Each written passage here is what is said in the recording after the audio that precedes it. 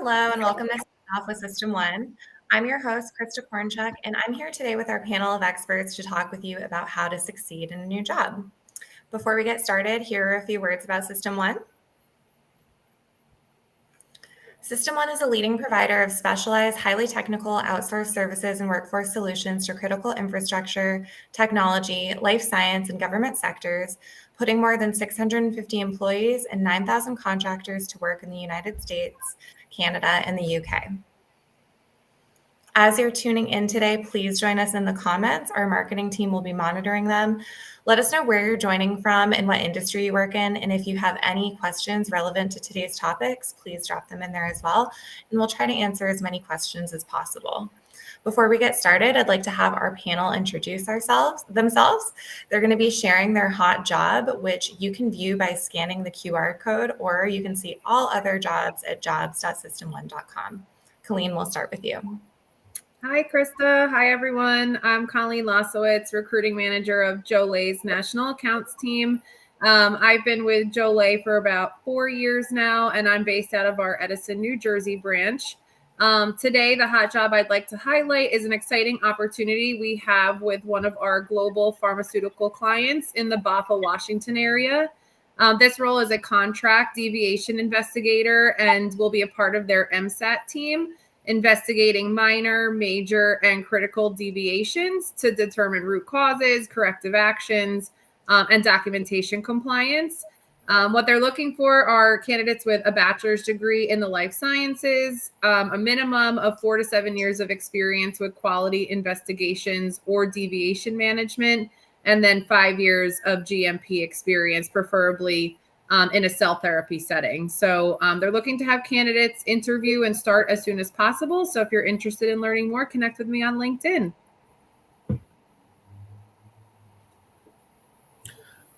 Hi, my name is Patrick Jackson. I work with ALTA ITS. Been with them for about 5 years. Been working in IT for about 15. Currently, I have a direct hire position open in the Washington, D.C. area for a senior principal systems engineer focused on Active Directory forests. This person would be designing and implementing complex Active Directory forests, domains, working with over 10,000 users, providing ADFS infrastructure management, and working with Bastion Forest Solutions for a comprehensive security and management across all the forests. If anyone would be interested in talking more about the position in more detail, feel free to give me a call or ping me on LinkedIn. This does require a active top secret clearance. Hi, my name is Owen Nini. I've been recruiting with System One for close to 5 years. My current hot job is a project manager. It's in the Pittsburgh area. It's with a client of mine in renewable energy. Looking for somebody with project management experience, preferably a PE and about 10 plus years experience in biogas. If you have interest, please get in touch with me on LinkedIn. Great. And in the chat, you'll see a link to everybody's LinkedIn. You'll see a link to the job. So make sure you connect with these recruiters if you're interested, or if you're interested in getting into a similar industry. And again, you can view all their jobs at jobs.system1.com, or you can scan the QR code. And without further ado, we're going to get started with our topic. Again, we are discussing how to succeed in a new job. So if anyone has any questions, please put them in the comments. Our first question is, how important is it to establish clear expectations with your manager early on? And what's the best way to approach this conversation? Colleen, we'll start with you. Yeah, I think it's really important to clearly define those expectations early on so that both you and your manager are on the same page right from the beginning. And then that way you have a clear understanding of both your manager and the company's goals and expectations. So if you do have any questions, you can get them all out of the way and answered ahead of time. That way, as you know, you're moving through your new position, your new assignment, you're not caught off guard with anything. And I think the best way to approach the conversations are just to schedule, a one-to-one meeting with your manager and come fully prepared with questions that will set you up for success. And then if you're not getting, maybe a monthly follow-up, request that monthly meeting, just so that you and your manager can, keep that open line of communication and you guys can succeed together.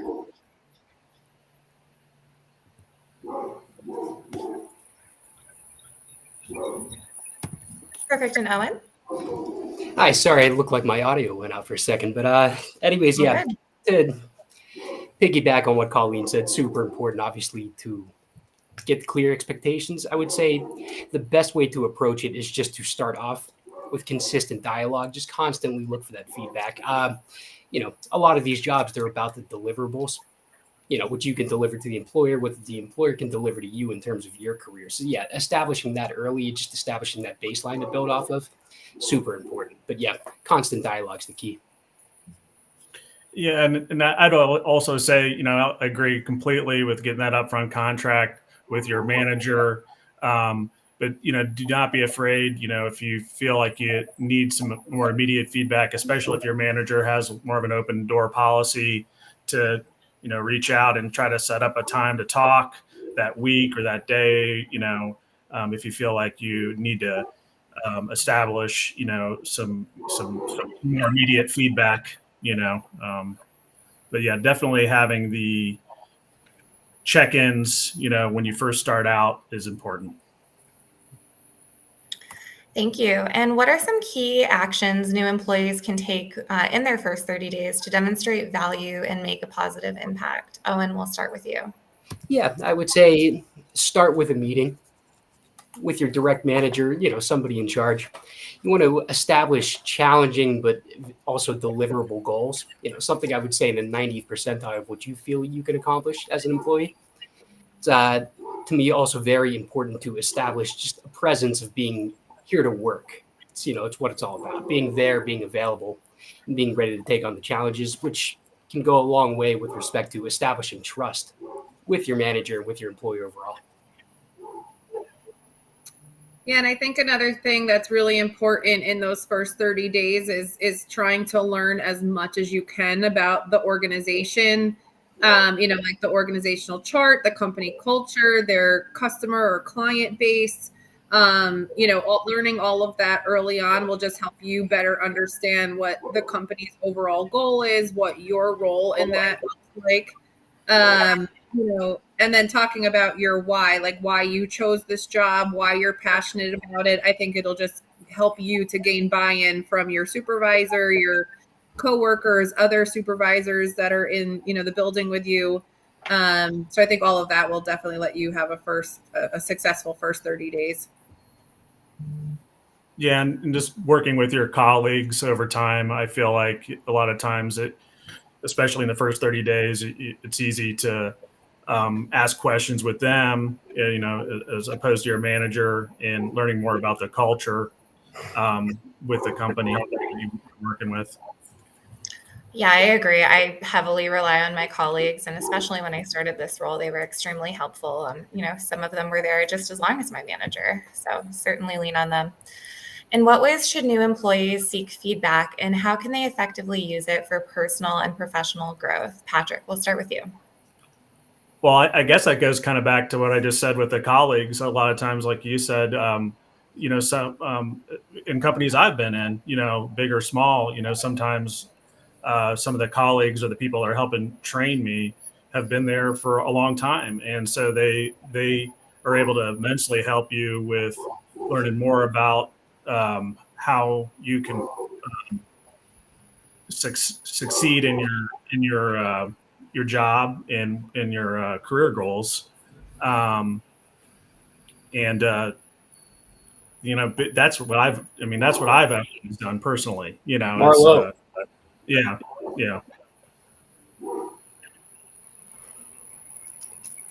Yeah, I think if you're going to ask for feedback, you definitely have to be prepared for some of it to be good, some of it to be bad. And if it is bad, you want to be gracious in receiving that feedback. So I think also another key thing is to ask open-ended questions, because if you're just asking questions, that'll, tell you yes or no. then you're not really going to get the answers that you need to be successful. So I think asking open-ended questions will lead to productive dialogue with you and your manager. Absolutely. Yep. Yeah. And I definitely agree with the open-ended questions. I mean, I think the consistency is really key. Just the constant dialogue, which I touched on before. I think it's just super important. Gives you that working feedback, that constant feedback. Helps build the confidence. Absolutely. And what role does continuous learning play in succeeding in a new job, and how can employees pursue this effectively? Colleen, we'll start with you. Yeah, I think that continuous learning has the potential to, help you expand your skills as an employee, but then also for the organization, it just has a whole other set of benefits. So like for the company, it can help to encourage like a forward thinking culture. It can help employees feel valued. It enhances like a competitive nature for people to want to do, well in their jobs and reach for promotion opportunities. And then for you as an employee, obviously it'll help you with your career development, but it also, like by you exploring new opportunities and perspectives in your work and personal development, it shows like that hungry nature in you, and it'll just, help your supervisors look at you for potential promotion opportunities. Yeah, for sure. In regards to, the different companies you work in, a lot of times they'll offer, different certifications or things like that, and definitely take advantage of those. I've found that in my career, that when there's things offered on the table there for that the company offers, I try to take advantage of them as much as I can. I work in IT. So when I first started, I attended a lot of networking meetings, user group meetings, and things like that, just so I could kind of ramp up and understand the industry that I worked in. And I think that's like a common thread with, especially if you're starting your career and you're new to the industry and you're really trying to figure out how to navigate your new role. Attending networking events and different things like that is definitely helpful. Agreed. And yeah, with the continuous learning, I just feel like jobs, especially in this market, everything is constantly evolving. Everything is really, really quick. It's your job and your skill set 5 years ago just is not the same as it is today. It could even be 5 months ago.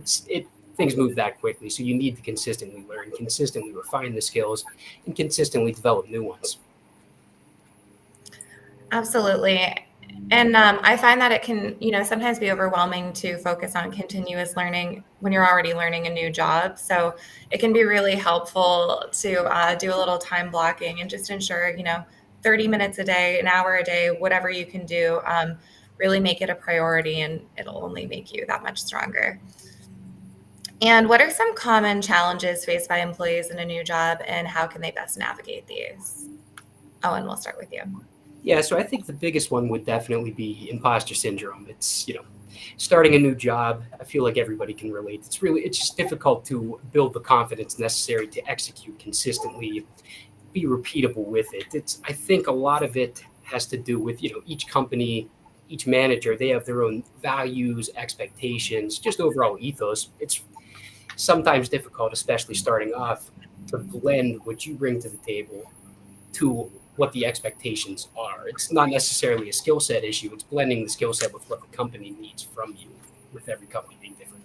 So yeah, it's just difficult to establish the confidence to just get in the flow and work consistently. I think that's a big challenge.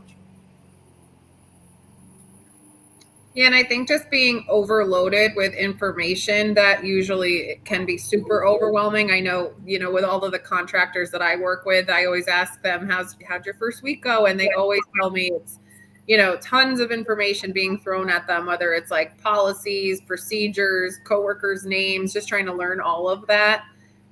So this might sound old school, but I think just, bringing a notepad with you and just writing down notes that you can refer back to, and looking at those throughout the week, through your first couple of weeks, through your first month. I think that'll definitely help with that, off-putting the overload of information.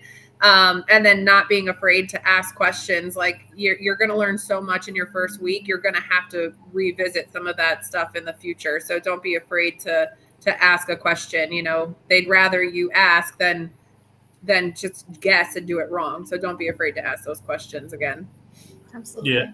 Yeah. I mean, with, like you said, with contractors, a lot of times you're going into an environment and you not knowing anybody. And a lot of times I've talked to people that I work with that are on, working on a government contract or something like that. And they really do go back with their colleagues saying, hey, I'm trying to communicate with someone. What's the best way to communicate with that person?